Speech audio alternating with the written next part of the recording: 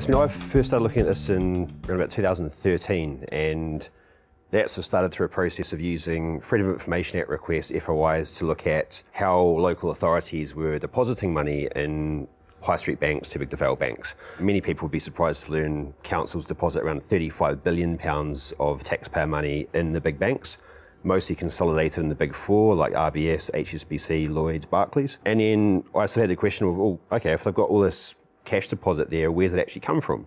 And so what people hadn't looked at was the borrowing side of the local authority equation. So, but banks don't want you to look at that, do they?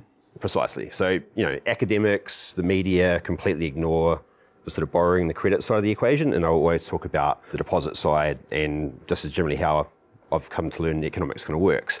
And so we looked at the borrowing side of the equation and started sending in requests to those same local authorities to say, okay, the records might say from central government you've borrowed, in the case of Newham, £500 million.